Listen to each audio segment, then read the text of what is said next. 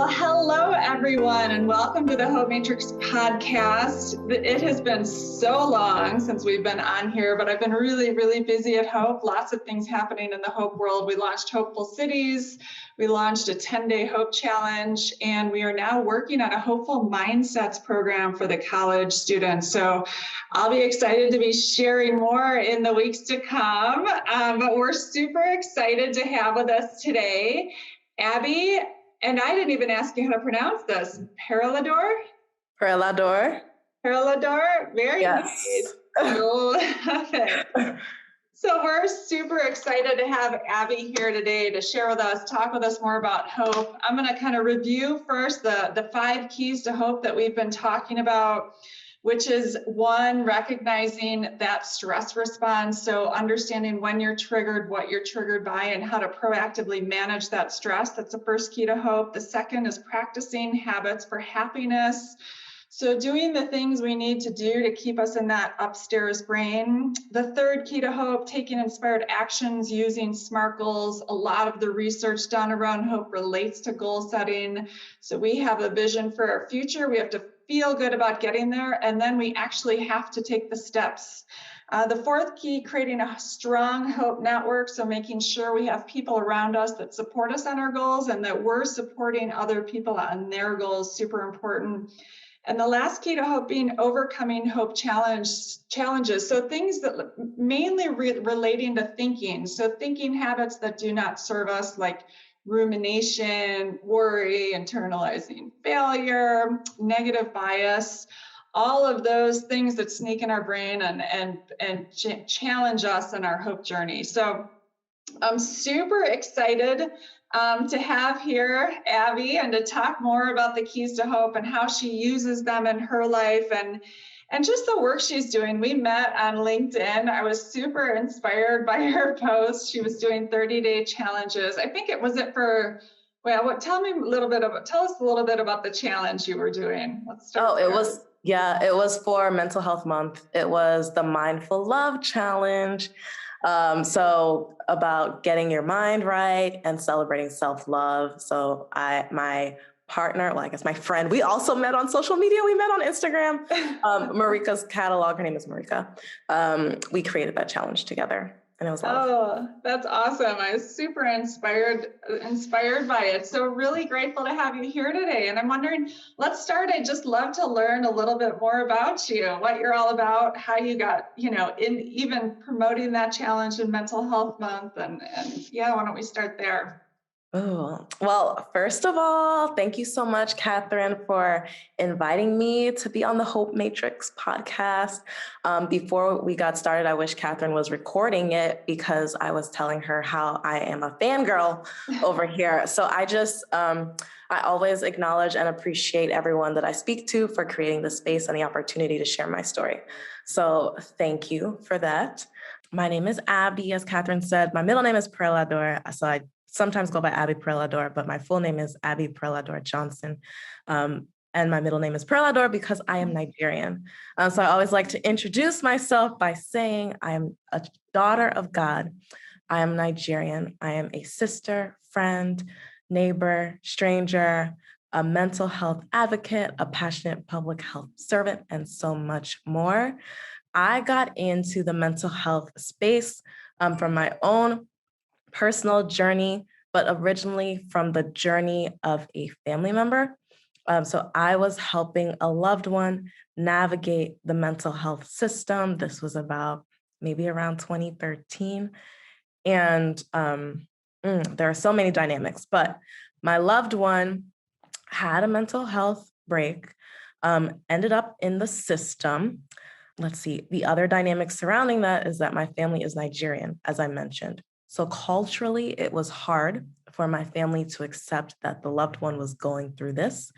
My background is in public health, as I mentioned. So I and my other sisters were trying to help the family understand and support the loved one that was going through this challenge. Meanwhile, so we have the cultural challenge, we have, the system challenge, and then the system was crazy. We tried to be as supportive as possible for the loved one, but we were hitting roadblocks, here and there. I just learned so much about the mental health system. Working in public health, I was asking a lot of questions and just getting frustrated. One, between like the quality of care that the loved one received, just the communication. I know there are HIPAA laws, but I have some thoughts about that. Just, I don't know, I have a long list of how I would fix the mental health system. That's how I got involved, long story short, with my family member. All along, I have also suffered from depression, anxiety, what have you. If you cannot already tell by how excited I am type A. I'm a perfectionist. So I always tried to sweep it under the rug. And, I went through the challenge with my loved one who is doing so well today. But then also I started to experience those, mental health, I would call them challenges myself. First back in 2019, when it was like on the severe end, when I went through a severe breakup. And then most recently in 2020, which I feel like we probably all had a mental health break in 2020. We'll probably get into this, but 2020 was, I guess, the light bulb year. Yeah, absolutely. Now, was your relative in Nigeria, or was this happening you're in DC, right? I'm in Maryland. Mm-hmm. I'm in Maryland. Got it. But the relative was in the States. Oh, okay, got it. I do a lot of work globally, and it's just so different in different countries, and especially on the African continent. Right. So yeah. So so how did you manage your own experience? And do you know what prompted it? What kind of triggered it? You mentioned a breakup. Yes. So the breakup happened in 2019, and I believe, and I don't, I don't blame the person I was dating at the time. I believe that I personally had put too much of my identity in that relationship. So when that relationship ended, I also died. Like a part of me also died. I did not know who I was. I was planning to, in my mind, me and that person were going to get married. We were going to have this life together. So when none of that came to fruition, I was broken. I cried nonstop. I lost a lot of weight. I, could not function at work. I was just in a very deep, dark place. Thankfully, I had at the time I was working at the Centers for Disease Control in Atlanta, and my job offered me the opportunity to do a short-term assignment to DC. So I was like, yes, I'm going to DC. I need to get out of here because I was in Atlanta. Also, I had family in the area. I have two sisters who live in Maryland, and I went to school at Georgetown University. So I was like, okay, DC is comfortable for me because I have sisters in Maryland. I have friends from college. I will be safe there. Plus, it's a new opportunity. I can get my mind right. So I went to DC. I was working on the Hill. So that was like, fast. I had no time to think about my own self, my own life, because I was like interacting with members of Congress and their staff, surprisingly working on the same issues that I was struggling with. So at that time, I was supporting the National Injury Center. And the main topic priority area was opioids. So I was working on opioids. I was also working on violence prevention, suicide prevention, ACEs, intimate partner violence, et cetera, et cetera. So I was like, okay, I can do this and it'll be a nice distraction. And at the same time, I am setting myself up to heal. One thing that also helped with my healing, I mentioned I didn't know who I was. I reconnected to Christ, and that has been extremely life-changing. So I recognized who I was as a daughter in Christ, which is why whenever I introduce myself, the first thing I say is, I am a daughter of Christ. Yeah, wow. I mean, you show in so many ways how using the 5 keys to hope really help us get through those cycles of hopelessness. And we talk about hopelessness as despair and helplessness. So the emotional component of despair, you feel horrible, and then you feel helpless, like you can't do anything about it.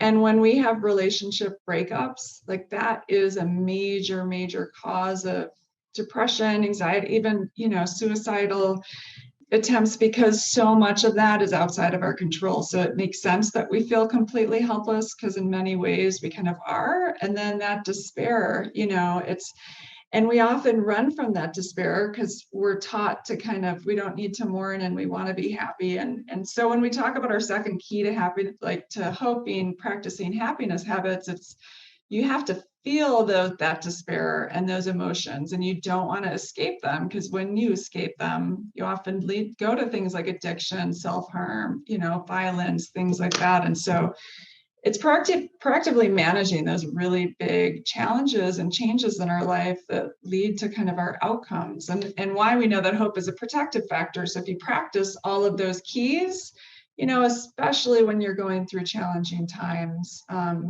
you can it's kind of a resilient force against anxiety and depression. So it's amazing then that you kind of got yourself and you recognize that, and you went and got involved in the things that you knew could help and support you.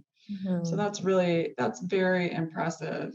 And then you work to do all of the things that needed help, that need help, and mental health and advocacy, because it is an area that's been so lacking for so long. We need really strong advocates like you, and change makers in the space. So I'm so glad that you turned that kind of experience into something powerful, that you can help share with others. So, and then we talked a little about COVID. So how was your COVID experience? Oh, Lord. I think we should all collectively write a book. That's the title of the book. How was your COVID experience? So I will say that I went through the 5 stages of hope we're still technically in the pandemic. I went through the 5 stages of hope during the pandemic. I won't repeat them. I have them here on my phone, but I will say I went through those feelings of depression, anxiety, because, let me back up. Prior to the pandemic, I mentioned I had moved to DC, and I was working at CDC on the Hill. I was enjoying life so much. I was hopeful again. I was like, this is it. This is where I want to be. I want to leave CDC because not to, CDC can be prescriptive, so I was an eager millennial. I was ready to leave government. I was like, there is so much more I can do. I've made all these connections on the Hill. I want to work, for philanthropy. I want to work for, people who are disruptors. And everyone was like, you're leaving CDC. Are you crazy? You're so young. Look, what about the benefits? You work for the federal government. It takes so long to get there. And I was like, no, God is going to make a way, and I'm going to leave CDC. So I was blessed to work to find another position right before the pandemic. November 2019, I started working for a philanthropy. And I loved, working for that philanthropy. But then some feelings of depression, anxiety, et cetera, started to creep in again. I would say mainly what contributed to that was the fact that I had just literally moved 3 months prior to a new city. Even though I had connections here, it was still a new city. I hadn't lived here in a long time. So I had just moved. I was still recovering and healing from the breakup. I was trying to do all of these things to distract myself, but I still was not fully healed from that breakup. I just started a new job. So I was learning a whole new sector. One, I had been in government for 7 years and then just moved to philanthropy. And philanthropy is so fast paced. I was like, what is going on? What is going on? I'd just been in government where it's like creepy crawly, it takes forever for something to happen. And my boss was like, make it so, I'm like, what? No, we need to slow down. So all of those things combined, led me to, and then the pandemic hit, 5 months later after my new job, the pandemic hit. I lost it. I had a complete mental breakdown. I ended up taking 6 weeks of disability from work, literally right at the start of the pandemic in March. I came back from my 6 weeks of disability. And while I was on disability, I was going through intensive therapy, seeing both a psychiatrist and a psychologist. I was on medication. I was, doing the recommendations, we might get into this, that my therapist was recommending that I do. I came back from disability in May. Literally 2 weeks after I came back, George Floyd happened. And I was like, what? I felt like we were in a twilight world. And for those who cannot see me, I am a Black woman. I'm a Black woman. So that impacted me mentally all over again from what I was going through. And then I was just like, I cannot. At work, we were still trying to everyone at that point was like, how do we respond? What do we do in the wake of George Floyd? How do we contribute to what everyone is trying to do? So my job had asked me to help prepare a proposal. So I'm working on this proposal, like I'm not fully healed to work on this proposal. Right. Yeah, so it was just a lot. And my job was very supportive throughout. First of all, kudos to my job because they encouraged me to take the disability. They supported me, checked in on me the entire time. I will shout out the De Beaumont Foundation. They are amazing. Like they practice what they preach. I was just not mentally well to be there. So long story short, I decided to leave. I quit in October 2020. Wow. Yeah. I mean, so much to kind of unpack there, but you talk about, first of all, when you're in that despair, and we teach our kids about the upstairs and the downstairs brain to keep it really simple. Like when you're in that despair, which is where that stress response is, you can't be creative and problem solve and do proposals. And, you've got to acknowledge and feel that despair until you can get back up there, which is why it's so important to identify and manage that pain. And with George Floyd, so we know that hopelessness is a consequence of discrimination, oppression, right? So it makes sense. You feel horrible, you feel despair, and you feel helpless because what can you do about it? And then that cycle of hopelessness can lead to depression and also violence and self-harm and addiction and kind of all of. So as we saw that unfold, I mean, it's why I am so passionate about getting the programming to teach hope to the inner city kids, because we know hopelessness is very high in that population, over 50% before everything happened this last year. And yet learning how to manage that pain and turn it into, your power it's exactly what you have done, which I find so inspiring. Oh, thank you. You Yeah. too. You too. I'm fangirling over here. Oh, you're so sweet. So tell us more about what you're doing now. Yeah. And where it led you to, which is so incredible. And I love it. Yeah. So now when I quit, I was unemployed for 4 months, from October 2020 until February 2021. And a lot of people will laugh at me, but I went back to the government. So I was like, I need that slow. Let me stop. Not that they're slow, but I was just like, maybe that structure is what I need being type A. I need more structure, and which is not a bad thing, which is not a negative thing. So I currently am working at the Health Resources Services Administration, working in HIV/AIDS as a project officer, which I think is so cool because there's so much stigma around mental health.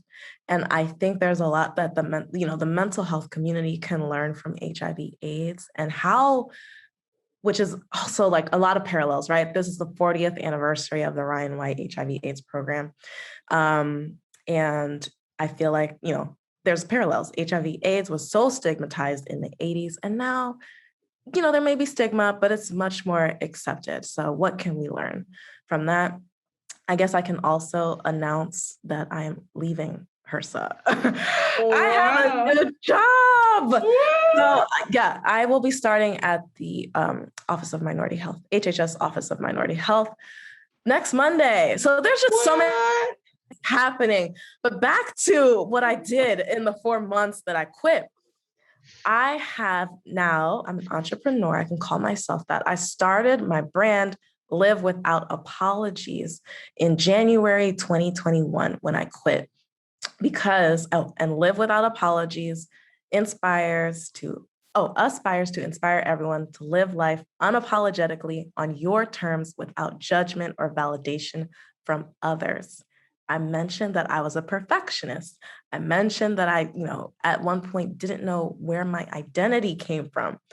And then I found that I'm a daughter of Christ. I also found that I had placed so much pressure on myself to be this version of Abbey that was like in my head, backstory, I didn't even mention this. I went to a boarding school from the time that I was 6 until I graduated high school.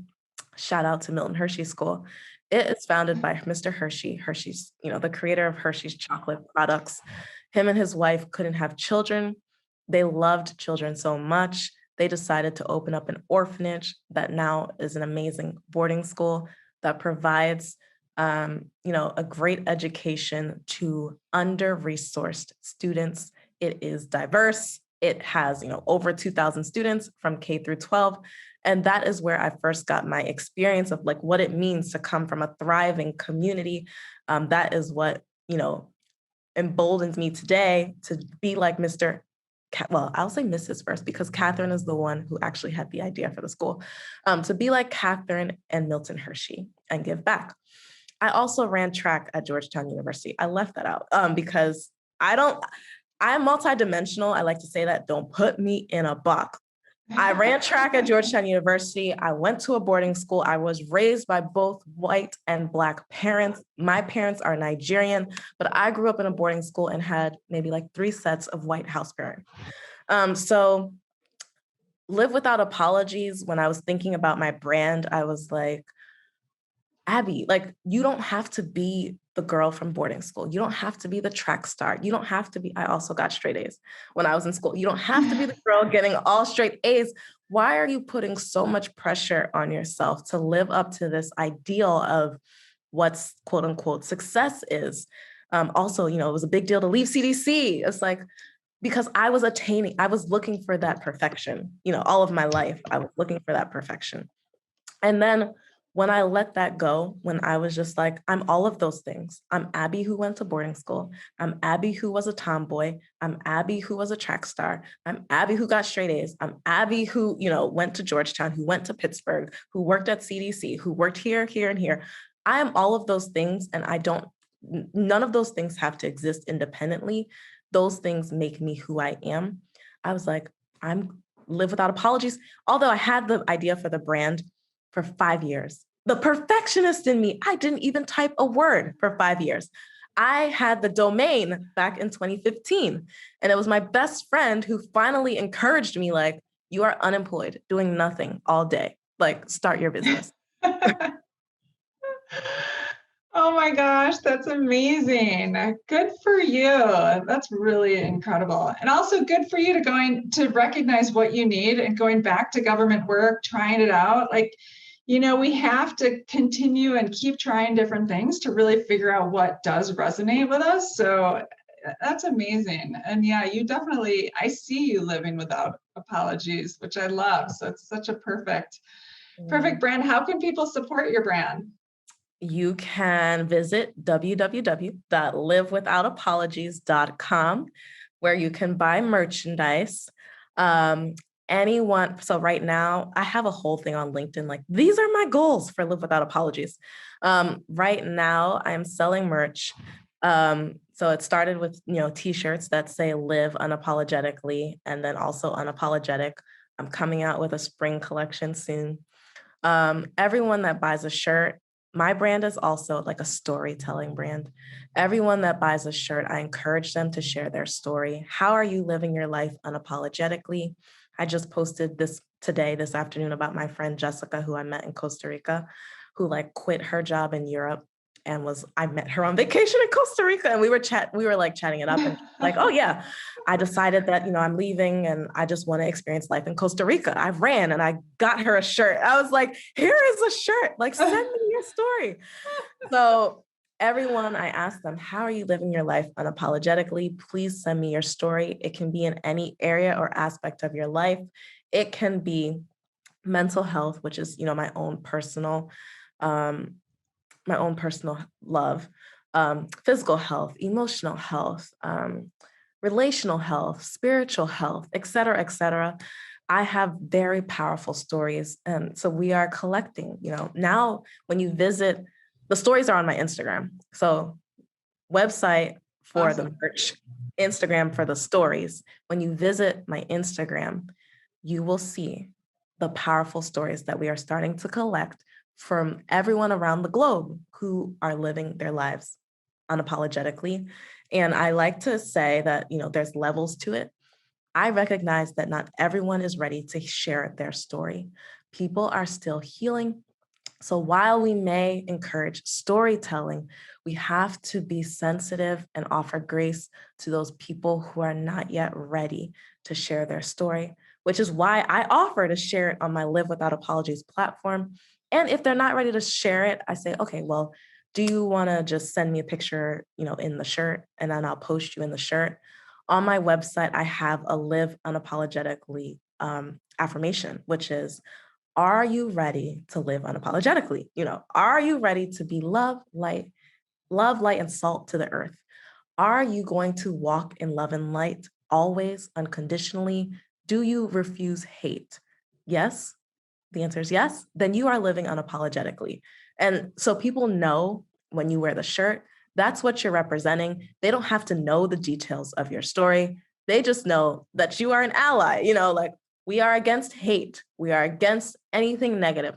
We are for the under-resourced, the misunderstood, the little man, the quiet one in the room. A lot of people are surprised to hear me so vocal because I'm also an introvert. So, my former colleagues are probably like, Abbey talks, like I'm that person sitting in the background taking, meticulous notes, but not really speaking. I'm so passionate and fired up about this topic that I feel like I have finally found my voice. And I feel like I can finally actually be the version of Abbey that I know myself to be. That is incredible. And by you displaying that and sharing that, you allow others to do the same. I mean, we shared a bit about how hope relates to storytelling and how storytelling inspires hope. Do you want to comment on that at all? Yeah, I think so many people have resonated with my story. I started the business by posting a video, confession, I quit my dream job.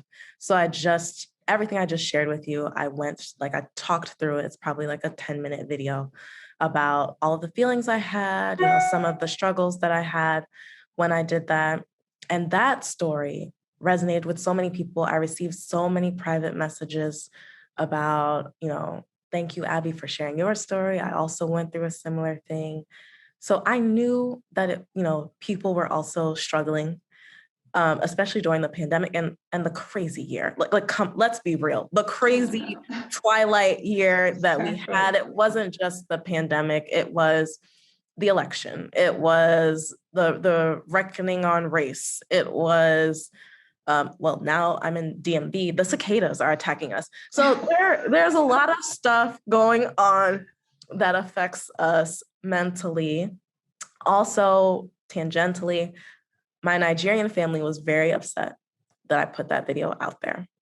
Culturally, right? There's still a lot of stigma. They were like, take that down, Abbey. Are you crazy? They didn't say crazy. Let me not put words in their mouth.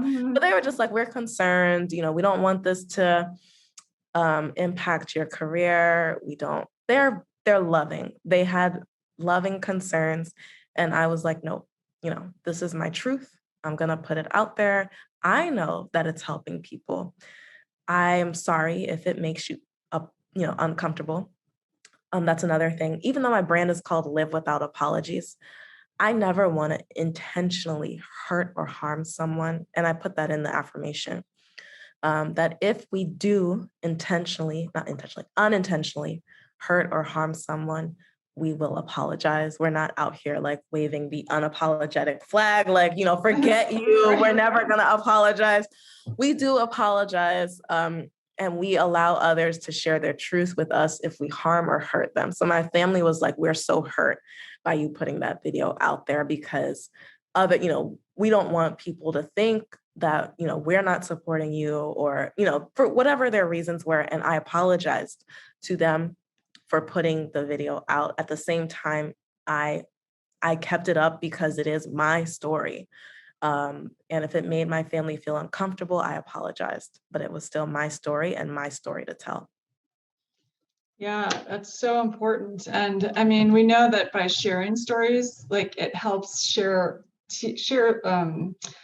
light with others, that you can get through that despair and helplessness kind of no matter what life brings, and giving those strategies and stories really can help other people in such a big way. And then, as you say, it can also, there's a lot of shame, there's a lot of stigma, there's a lot of, what will it do to my career? What are people going to think? Am I to blame?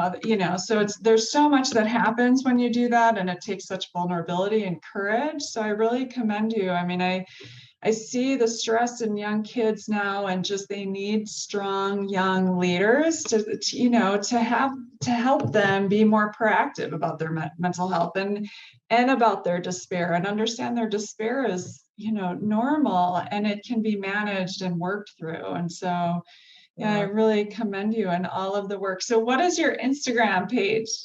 It's at Live Without Apologies. Okay, awesome. Yeah. And share your web. Yeah. Oh, the website is www.livewithoutapologies.com. One thing, as you were talking, I think stories are so powerful. We were talking about how our stories are very similar. Thank you for continuing to share your own. The reason why I think I always say, this is urgent business, mental health. You know all the stats, Catherine. I'm learning from you. I was listening to your talks, and I'm like, yes. Catherine will get you with the stats. Listen to her talk, and we will tag team. She'll get you with the stats.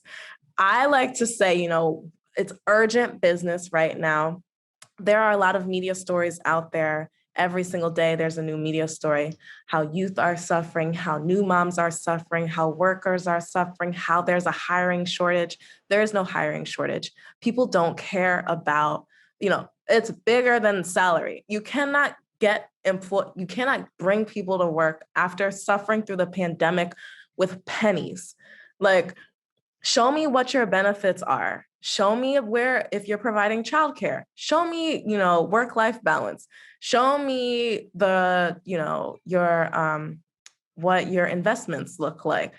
There's no hiring shortage. Also, this mental health crisis is not unique to one population. The kids pull on our heartstrings, right? So that's why there's so many stories about, students suffering, and I think that's important. But this is a universal, everyone is suffering. We are all traumatized, is what I like to say. Naomi shocked the world, and it took everyone to be like, oh my goodness, Naomi's suffering. No, look at yourself. We are all suffering. And if it takes a celebrity, sometimes it takes a celebrity. God bless Naomi. God bless Naomi being a Black woman. I'm a Black woman. I will repeat that. I think, if it took someone with that much power and then the way that they made her leave, it makes me so mad, and now we're all like, Naomi, take care of yourself. Naomi, we're here for you. No, fix the system. We are tired. The system is broken. What caused Naomi to leave? Where was the support? Where was the employer support? That's another one of my issue areas. I want to be a consultant to employers. What did you do wrong? Apologize. The French Open, they had the dumbest apology. They didn't even apologize. They blamed Naomi. I could go on and on. The system is broken. We need a coordinated multi-sector effort.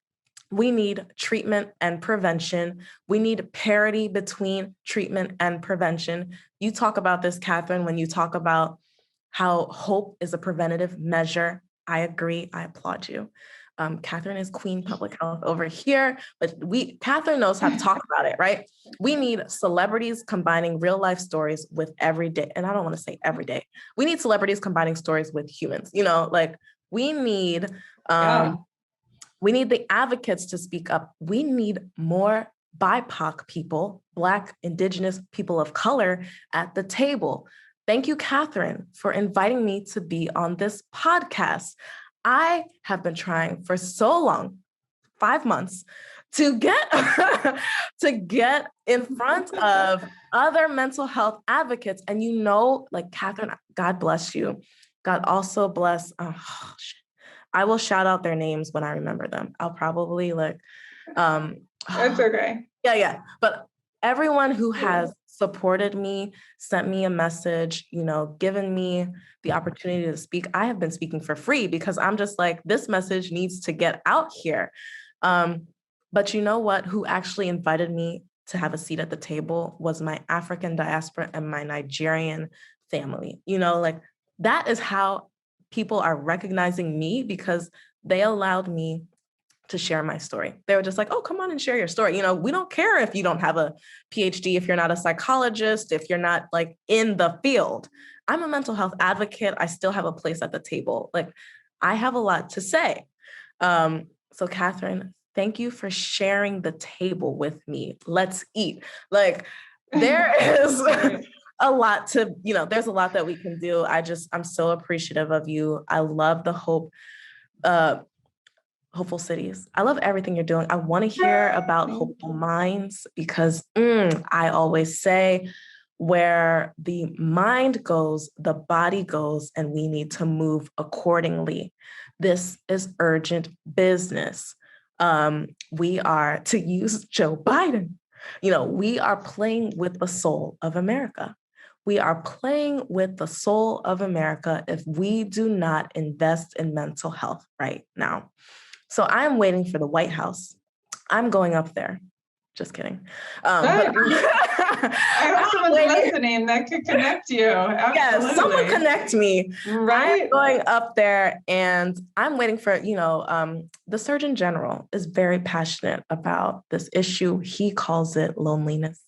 Mm-hmm. He had a book that he came out with during the pandemic about loneliness. So Catherine and I, before, we're talking about language. And just to go back, some mental health, the term mental health can be very stigmatizing. So maybe we call it loneliness. Maybe we call it hope. Maybe we call it languishing like Adam Grant, which blew up because people resonated with that language. I have a term that I'm coming out with very soon, plug for my dear colleague, Molly. Everyone look out for our paper coming soon. But, awesome. Yeah. There's a lot that we can do. And, it can be, I don't think we should just wait for the government to do it, which is why I stress multi-sector collaborative. Business has a huge role to play. De Beaumont came out with a paper that I was also a part of, 7 ways the business community can align with public health to build the public health infrastructure. That's probably not the correct title, but basically business and public health aligning together for success, which was also featured in Forbes. So there is a lot, people have the solutions. We all collectively have the solutions out there. I think a lot of times we get lost in language and we are just talking past each other when we're really talking about the same thing. There's a message in there for the political discourse right now. We are all talking past each other when we're really talking about the same thing. Yeah, absolutely. And we need to be. Yeah, that's so important. Well, we'll check out your papers too, and your websites and your Instagram. I want to say one other thing to any of those listenings that are podcasters. You need to get Abbey on your podcast because she has a goal of 5. I love this about you because one of the, the third key to hope is around goal setting and being specific. And you're like, I need to get on 5 podcasts this year. Yeah. Well, Catherine, I hit that goal. You know, you're number You 6 did? or 7. Oh, good. I'm sorry. Oh my gosh. No, that's all right. But still have her on. She's amazing. And so we gotta spread the message. That's awesome. Well, I love that. And it's been such a pleasure talking to you. Do you have any final words for any listeners? Yes, listeners, I will just say to give yourself grace. You know, that's what I say every day. Give yourself grace, remain hopeful. And if you are someone of faith, know that God has your back. He has not left you or forsaken you. You are listening to Catherine and I right now for a reason. And I hope, no pun intended, that this message resonates with you and encourages you, to keep going and to keep fighting another day. Oh, I love that. And what a great place to end. Thank you so much for joining us today. And thank you all of the listeners for hopping back on. I'm excited to get back at this and share all of the really incredible work that we're doing and wonderful people we're meeting along the way. So wishing you all a very blessed day, and we will talk to you and be connected with you again soon. Thank you.